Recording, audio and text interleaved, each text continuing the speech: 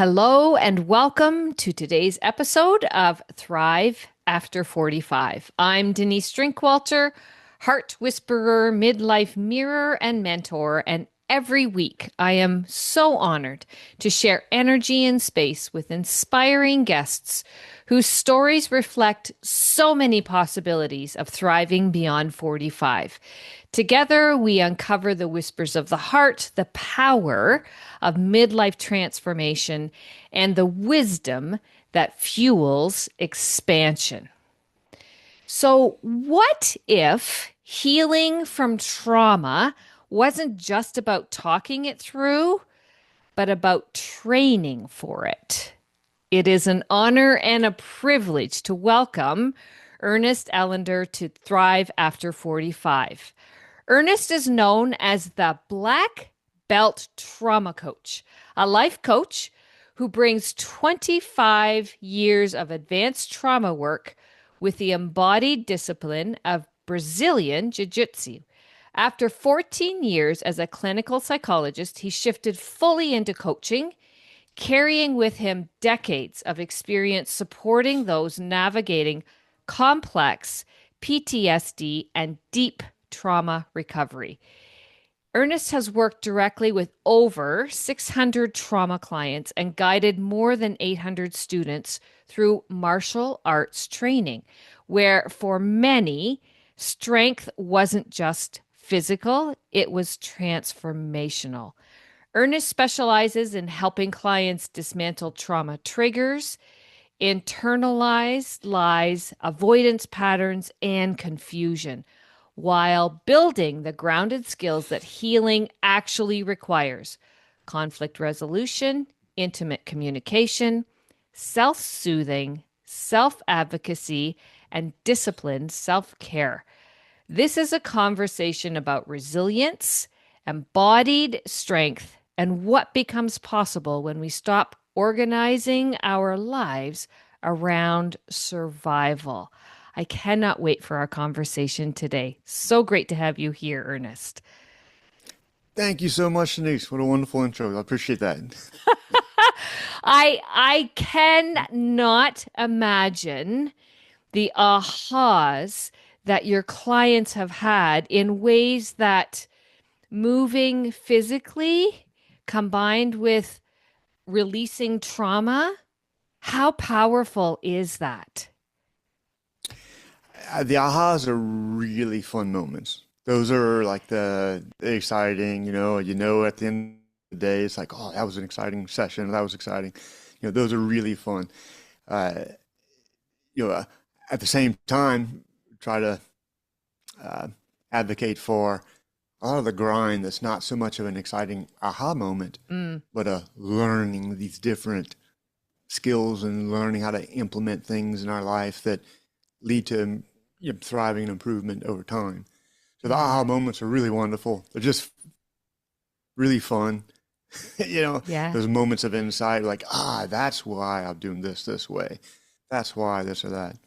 Right. So it's a balance between that and kind of like the grind, the Yeah. self-improvement grind. And from your experience working with your clients, does the grind get them sometimes? Do they feel like I don't think I can go, I'm done? Does that ever come up? Absolutely. I mean, Yeah. it's a constant thing to monitor or to get acclimated to that process. Like, what does each individual need to Yeah. have in play for their on a weekly basis to keep them motivated and keep them feeling like it's a productive path. Right. Sometimes it's focusing a little bit more. Sometimes it's recording things that helps us see the progress that's hard to Mm, just remember and think of. yeah. Uh, and sometimes seeing it. Sometimes we have to involve ourselves with other people so we have that positive feedback from others. Hmm. And then some people individually just do really well by themselves, chugging along. So it's per individual. What do we need to fashion so that the grind doesn't actually feel like the grind? It feels like Yeah. an exciting journey of constant upward mobility. Right. We tell little kids in jiu-jitsu, we tell the parents, if the kid's not enjoying the class, Mm-hmm. then he's not going to want to, she's not going to want to keep training. Right. So, sometimes the parents are trying to coach them. You got to do this. You're doing that wrong. You're doing that wrong. It's like, whoa, whoa, Yeah. whoa. If they keep training, they're going to become really strong and really skilled Right. but they have to enjoy it. And we're the same as kids. If I don't enjoy it at all, eventually I'm like, forget this. I'm doing something more fun.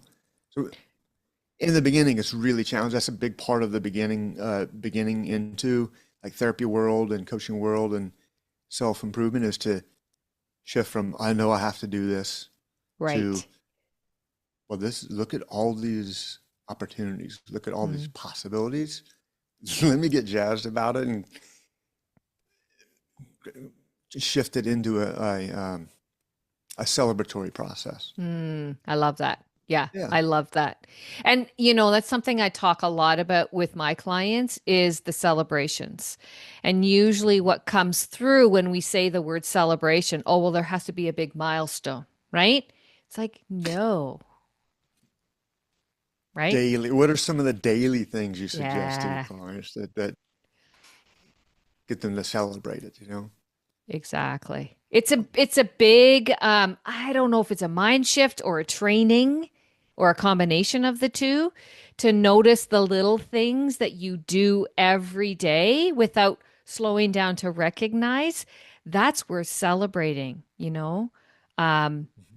and Yeah. celebration, I don't know about what you find, but I know when my clients it's like, well, I don't know. How do you celebrate that? Like it's just a block because celebration is such a big, it's got to be the big thing. It's like, no, we celebrate the little pieces along the pathway. Every little step we get to celebrate. And you can do that whatever way resonates with you. Just like you spoke about earlier, every person is individualized. So, what is a Mhm. good way for you to give back to yourself and go, ooh, that little self hug, that felt Mhm. good?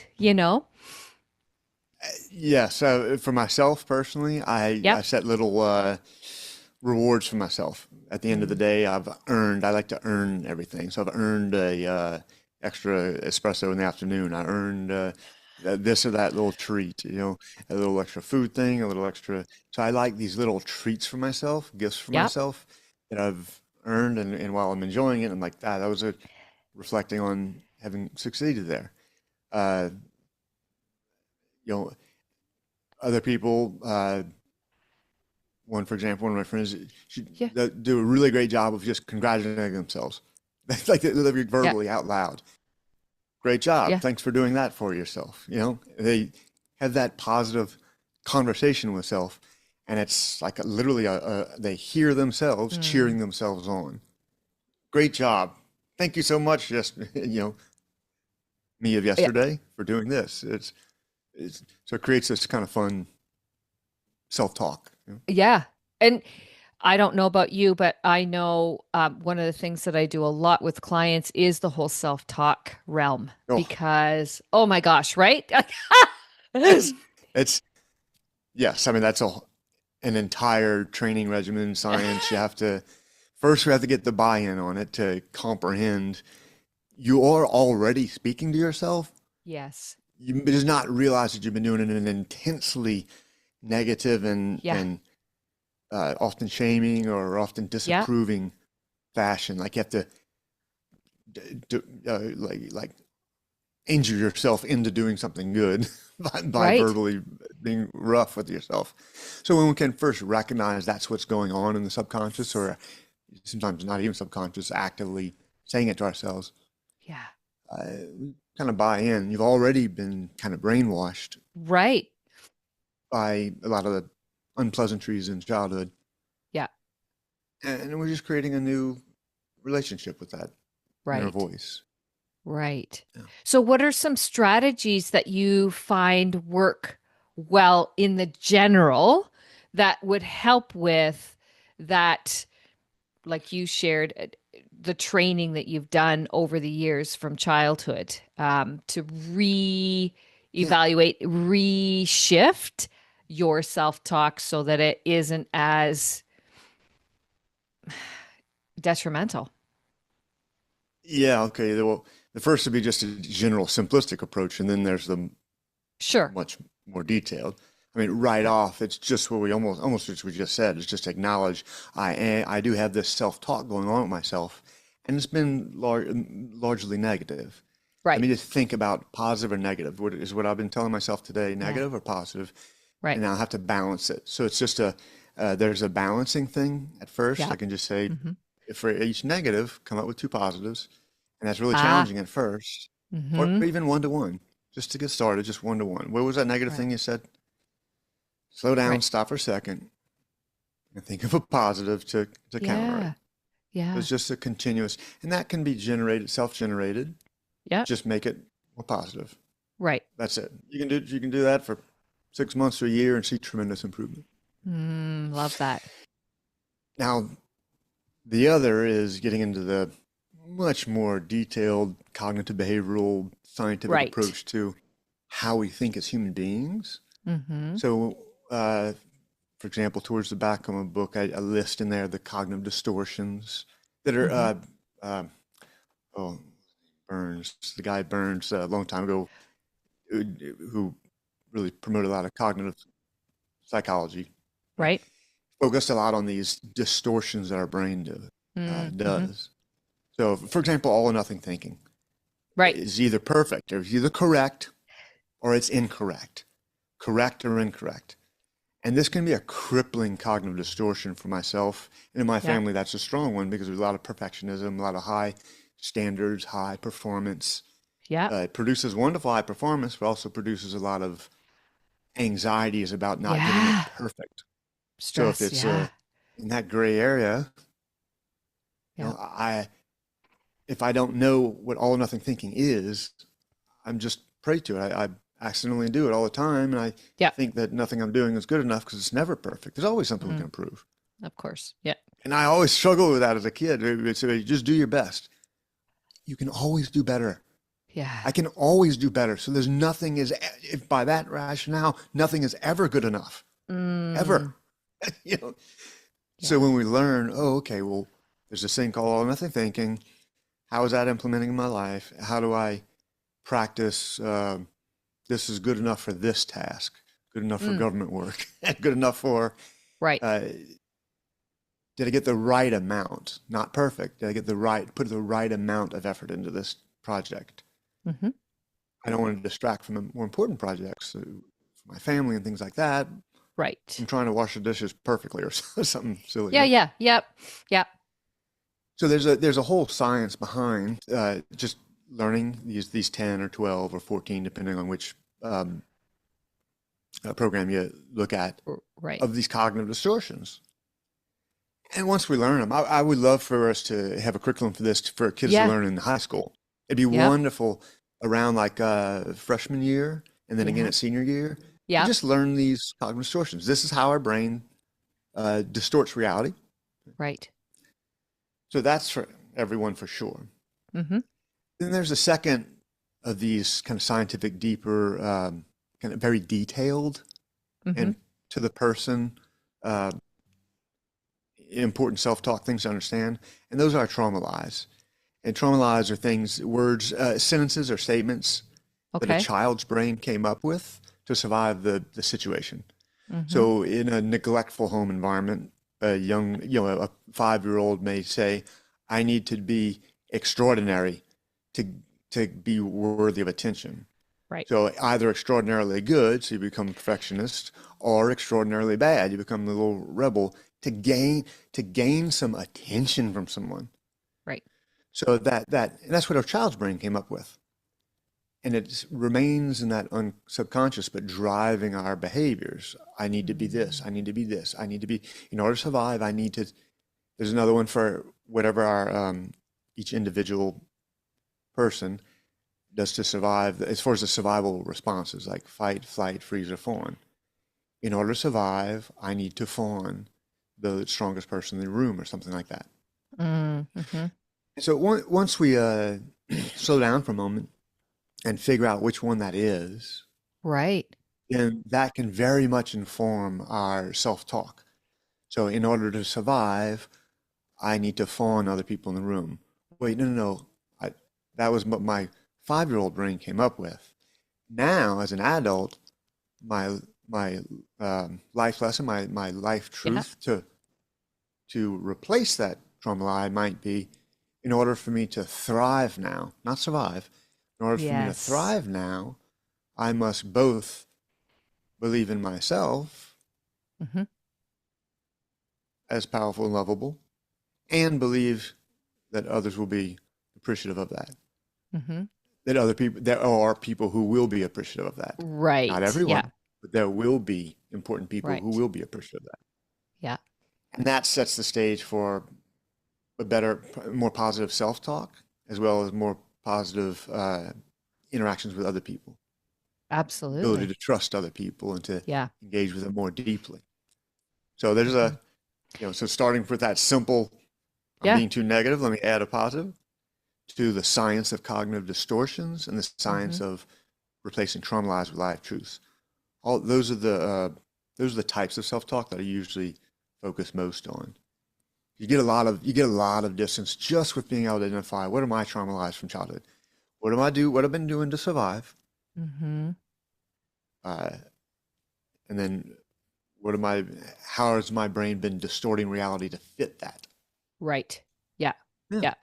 And to be honest, and tell me what your thoughts are on this, but to be honest, when we are in midlife, thriving after 45, we are able, with the maturity, with the experience of time, we are able to make these actionable steps and cognitive decisions on our behalf because we have lived so many so many years that we can start to see, you know what? This is really not me anymore. And we can dive in deeper and stronger because we have the capacity to do so if we so choose. Yes? No? Absolutely. The Yeah. Okay. majority of my most successful clients are in their 40s and 50s. Yeah. Okay. And I think it has to do with when we're young and surviving, and we're just so young and resilient. As human beings, we're Mm, remarkably resilient and tough. very good point. Yep. So you just fight through everything. And Yeah. oftentimes the clients come in and they're either their kids are about to leave for college, that sort of thing, in Yep. their 40s and 50s, and they life has slowed down enough for Yep. them to say, you know what, I'm something's just off, and I'd Yeah. like for things to be different. And I have the time now. I have a little bit more focus. Yeah. I I have another 20, 30 years to go in my life, and Yeah. it's worth it for me to go and uh, apply myself, see what Yeah. else is possible here. Love that. And those have been the best clients. You know, Mm. yeah, they do come in with that wisdom, that experience of, oh, that's why my previous 2 marriages failed. Okay, Right. Yeah. that makes a lot of sense. I just couldn't trust, but then also selected people who are not very trustworthy, you know. Right. Yeah. Okay, and well, knowing that, it opens up a Yeah. huge range of wonderful, exciting opportunities, exciting possibilities in the future. Yeah. Yeah. So yes, this is Totally. a yeah, absolutely have tremendous opportunity at our ages. Yes. Yeah. Absolutely. And like our show talks about, you're doing this for you, by you, because of you, not from the vantage point of, well, everybody else needs this, so I guess I'll go do it. No, you have cleared your plate, like you suggested, of some of the other things that you've been on the treadmill doing just because that's what we do and who we are. But now we've got spots to open up in our lives to be able to give back to ourselves. Yeah, you talked about your book. I want to know more about your book. I know that you've written a Oh, book. yeah. Yeah. Okay. Then it's called "This Is How We Heal from Painful Childhoods: A Practical Guide for Healing Past Intergenerational Stress and Trauma." Mm, And this book, there's a gazillion books out there on trauma recovery, and each one of them has stuff to offer. Uh, in sure. my doctoral studies, I was really drawn to complex PTSD trauma, like childhood Hmm. trauma, because it was so complex, and I enjoy the challenge of trying to figure stuff out. Yeah. And I kept looking for a total curriculum for it. Yeah. Like I was trying to wrap my head around this concept, Hmm. because there's so many facets to it. Yeah. And I just, in all the studies that I ran into, I couldn't find that whole curriculum. They would say, oh, for trauma trigger, when somebody gets triggered, these are the treatments for that. For schema therapy, how we view the world, these are treatments for that. But there was no, I wanted like a checklist. Give me a Yep. laundry list. Give me a grocery list of all the variables I need to tend to. Mm. And because I couldn't find that. That's what I set out to do. Hmm. And eventually it was initially like 8, and I was trying to get it to like 10, nice 10, but it went to 13, and then year after year, it took me about 6, 7 years of working heavily with uh, complex PTSD clients and Right. trauma clients to fill this out.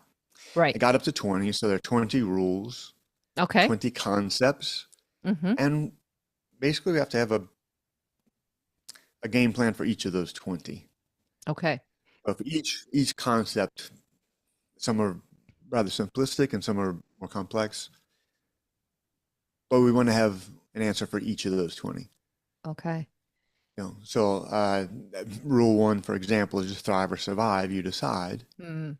and in that rule, we understand a few concepts like most of us are surviving, and we kind of the concept there is I'm reacting to what's being put in front of me, Hmm. and then thriving is instead of reacting, it's me thinking about what I want specifically and going towards that.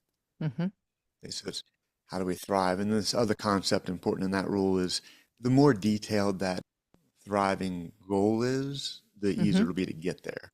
Mm. So we say, if I'm going to run a 5K, it helps to know where the goal line is. I'll get there much quicker. Right. So Yeah. rule 1 is thrive or survive. You decide, and we create that detailed image of where we want to be as a Right. parent, as a spouse, as a individual in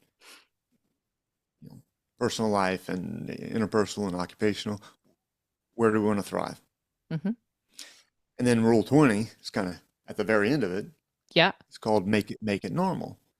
So how do we incorporate all these things that we learned into making Hmm. it normal? Hmm. The first year of somebody implementing very meaningful change in their life, like for example, we already talked about that positive self-talk. Right. The whole first year of learning that skill and learning the science and figuring out, okay, I'm going to replace these trauma lies with life truths Yeah. and then address the cognitive distortions that were sustaining those trauma lies. Well, it takes a year if you get decent at that. And Right. then the next family event that you go to, if surrounded by some toxic family members at Thanksgiving, Yep. for example, you're doing it as a new person. Right. And so it takes a long time to make that normal. Like how do we Right. make that the new me? The new me is no longer self-shaming and toxic.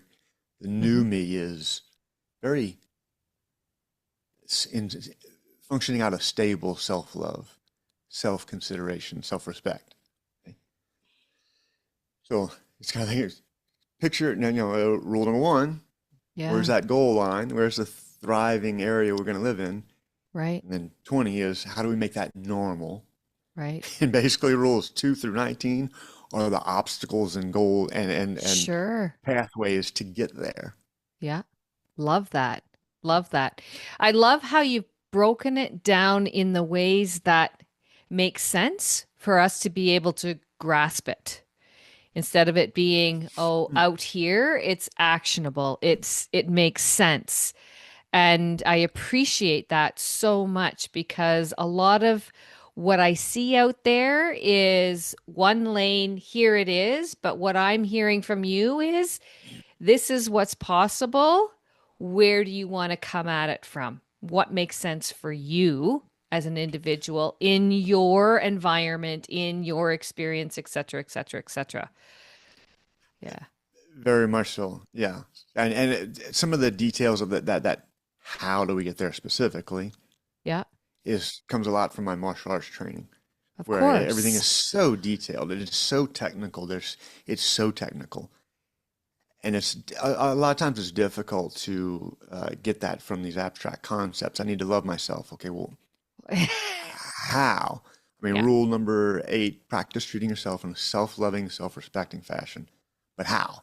It's a Yeah. really important rule, important chapter for a lot of my clients who have, in order to survive, I must Yeah. serve the stronger person in the room. So there's not been a self-focus. It's always it's Right. focused on the other. Yeah. So when they're practicing self-love and self-respect, sometimes we got to start from the ground up. Like, what are you Yeah. eating? How are you sleeping? How are you treating yourself with food wise? How are you Hmm. treating yourself with sleep? How are you treating yourself with the words you tell yourself? It's like it's a how do we change that very specifically? So I like putting those action plans and very specific, Yeah. little, um, like what do I say to myself very specifically? Yeah. You know, the thought records and things like that. Yeah. So that's where the martial arts came into the coaching world as far as, yeah, we Yeah. needed to be detailed. Yeah. And that's where professionals come in, coaches and Of therapists, course. where a lot of times, especially in the beginning, when we read a great book and like, okay, I understand the concepts. I need a little help. Yeah. We can apply some of it. And that's what I've been learning. I thought once I published the book and boom, there you go. Yeah. It's all yours. It's not that easy to implement it. Yeah. Yeah. Yeah. That's where we can Yeah. use some help oftentimes. Absolutely. I was Yeah. just going to ask. It was a couple years ago, right, that you published the book, and I was curious to know. Yeah. Just under 2 years. Yeah. So what have you learned since you published the book? Uh, well, a bunch. I mean, initially just clinically, since I'm kind of Yeah. my clients who actively work in the book with me, Yeah. what I've learned is it is even more difficult than I thought to just apply the stuff. Yeah. It's so much of the stuff is so confusing. It's hard to emphasize which rules are most important to focus on at different times, and Sure. so it's we just need some help in the beginning, especially. Yeah. I love So a that. lot of my clients who had also a lot of my clients who had a little bit of therapy before, they did Yes. really well and kind of quickly because they were already acclimated to discussing difficult things to discuss, Right. hearing a little bit of feedback and being okay with Mm-hmm. that, Mm-hmm. and even just trusting a therapist or a coach who's done right by them, Yep. so that they're like a student, a more practiced student of life. Yeah. I love that. Yep. So clinically, I realize it's even more challenging than I thought to just apply rules from a book or apply concepts from a Yeah. book to one's life. Yeah. Uh, and then on a personal level, this was a major thing for me because it took me Yeah. like 7 or 8 years to finally publish this thing. Absolutely.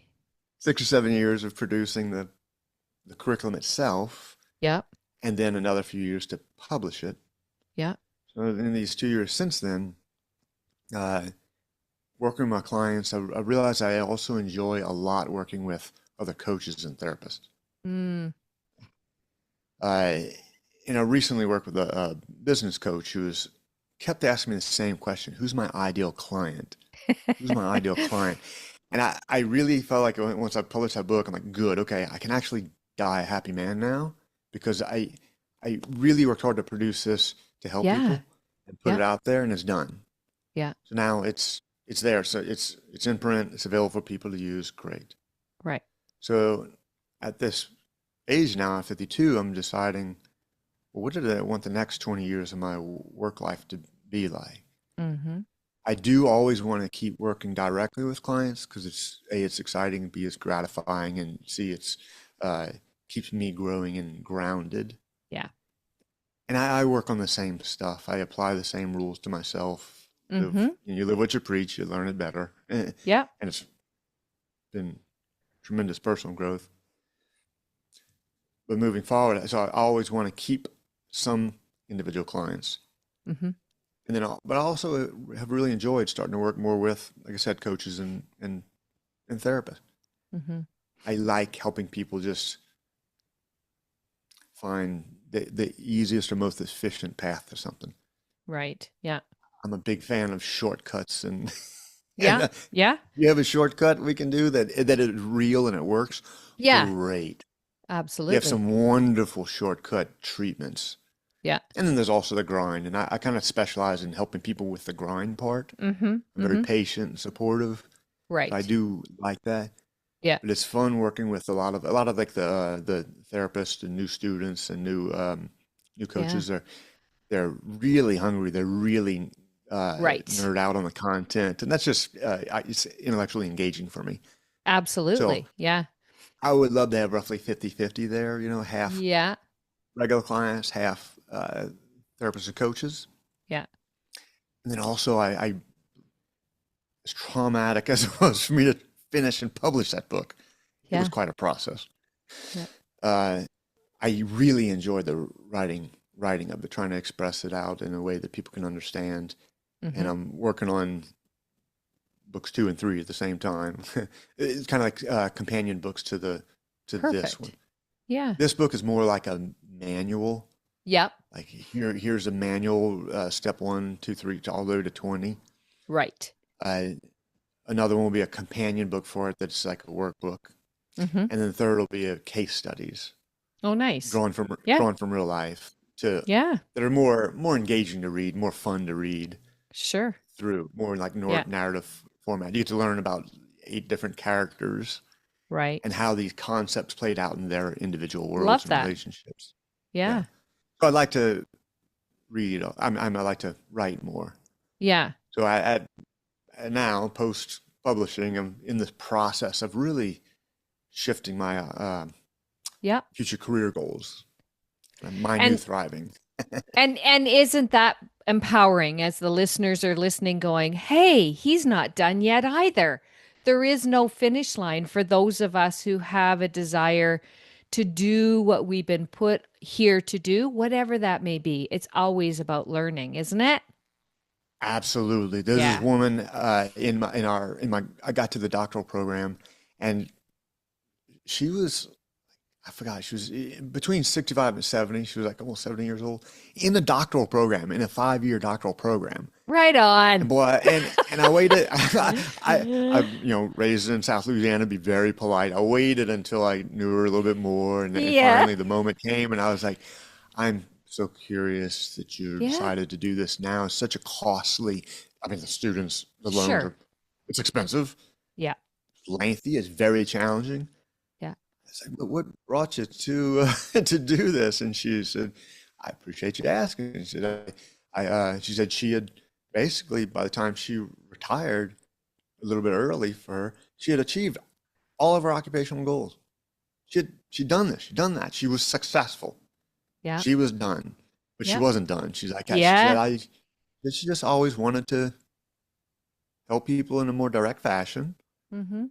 instead of like kind of the hardcore business world she was in. Sure. Yeah. And with her wisdom from Yeah. being so successful throughout her life, she had a lot to offer people. I can only And I mean, she imagine. just Yeah. stuck out in my head ever since. Like, wow, Right? that's so inspiring. Yeah. So I know this job I can do into my 70s and even 80s. Yeah. Of I course. don't see ever wanting to stop. Yeah.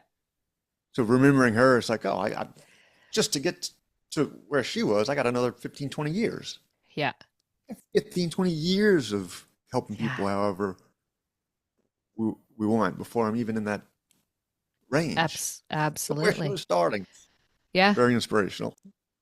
Love it. Love it. And that's what drives a lot of us in life is that, you know what? I know there's an inner calling. There's more, and it's something that I want to uncover, explore, and expand upon. So you're doing exactly what Yeah. our audience is what thirsty for, showing people there is no finish line, and so happy with everything that you've been able to bring to our conversation today. And your book sounds amazing, so we're going to make sure all of that information is always in the show notes. Yeah. Excellent. Okay. Very cool. It's Is there anything as we're getting prepared to close? Is there anything in particular you would love to share with the audience that you haven't shared yet to help us really tune into what's possible as we thrive after 45? Oh wow. Okay. I mean, rule number four shows up. It comes to mind, which is we must slow down to speed up. And as we just Mm, constantly slow down and just think about things more, slow down and speed, slow down. We speed up towards our long-term goals and thriving. So slow down and listen to this podcast that focuses yeah, on that future thriving. Slow yeah, down and think about, a lot of times we put down one book and pick up the next and say, whoa, hold on. I didn't digest it. Slow down and think about what you just read. Slow down and think about the conversation we're having right now. Take a deep breath, yeah, yeah, slow down and think about it. So yeah, there's that process. And in the process of our life, slowing down for a moment to consider some of the baggage and blockages that yeah. our childhood has kind of placed Mm-hmm. in our lives, it can be very fruitful. So that's my realm of expertise of focus is it's very much worth it to slow down Mm-hmm. and just do a little inventory. Mm-hmm. You can go to just about any therapist who has any focus on childhood trauma stuff and say, Mm-hmm. you know what, I don't even know why I'm here except to say I want to slow down and I want you to help me understand a little bit how my childhood might still be blocking me somehow.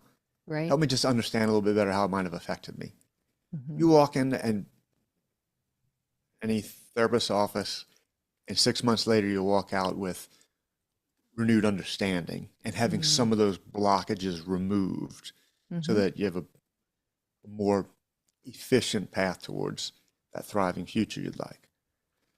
So I guess that would be the most important thing I'd say is it's worth it to slow down for a moment. Yeah. Yeah. And if you haven't already, if you have, awesome. If you haven't Mm-hmm. already, Mm-hmm. it's worth it to spend a little Mm. time in that childhood playground reorganizing things. Love that. Love that. And I really love how you share um, in the playground. It's not a fault. It's not something you need to go back and fix. It's where you are now and a deeper understanding of what the blockages could be so that you can create that new path to move forward, right? I love that. Very much Yeah. so. Yes. Yeah. Thank you so much for your wisdom. Can't wait to Oh, check out the book. Ah! yeah. Thank you so much, Denise. And thank you for the wonderful work, the wonderful podcast to constantly have it's a battle of trying to overwrite that Yeah. bad programming, the childhood Yeah. negativity and no, no, no. And Yeah. these podcasts like yours maintains a consistent focus on that future, the current and future. Yeah. What's Yeah. going on? And let's look at other opportunities. Yeah. It's such a Exactly. it's part of the positive brainwashing, right? Yeah. Right? Yeah. Let's do it. So thank you. Yes. Let's keep it Mm. going. I will not, I don't see a finish line because I absolutely love these conversations. I learn so much through them as well. So it's an honor and a privilege to meet so many incredible guests like yourself. Otherwise, we would never have met. I know it. There's no way. No. Yeah. Right? Yeah. I believe, So, yes, correct. Yeah. yeah, yeah. Before we do close, I want to share something with the audience. This November, I'm actually hosting a very live in person event. We're calling it Ignite the Inner Uprising. And it's very much what you've been speaking of, taking that pause and being. We are providing a space for a 2 day experience where we're going to do exactly that. We're going to pause, we're going to sit, we're going to be, we're going to put questions out, we're going to do all the things where we're going to shut down everything outside and just come in for our inner uprising. It's really an extension of these types of conversations that we have in this incredible show that I love so much. And it's where we're going to reflect, and that's going to become the embodiment, where insight becomes integration, Women will have held so much for others. So we're going to gather together and stand fully in our own sovereignty. So if something happened today that stirred deep inside of you, I know it did for me, if your body leaned in, we don't believe that's because of an accident. The wait list is open. So if Ignite feels like something your future self would say thank you for, I invite you to put your name on that wait list. The link will be in the show notes. And as always, make sure you follow, share, leave a review so that more women can find these incredible conversations. There will be, and there is, a place for us to gather. Thank you again, Ernest, for such a great conversation. So much Oh, thank wisdom. you. And I'm so glad you are continuing that writing because I know it's going to be a beautiful combination to what's already been started. There's something deep within you that's telling you this is important work. So keep doing what you're doing. Yeah. Thank you so much for the encouragement, Denise. I appreciate it. I'm soaking it up. I really appreciate Abs- it. Appreciate you. absolutely. Absolutely. Have a great day, everyone, and make sure you thrive after 45.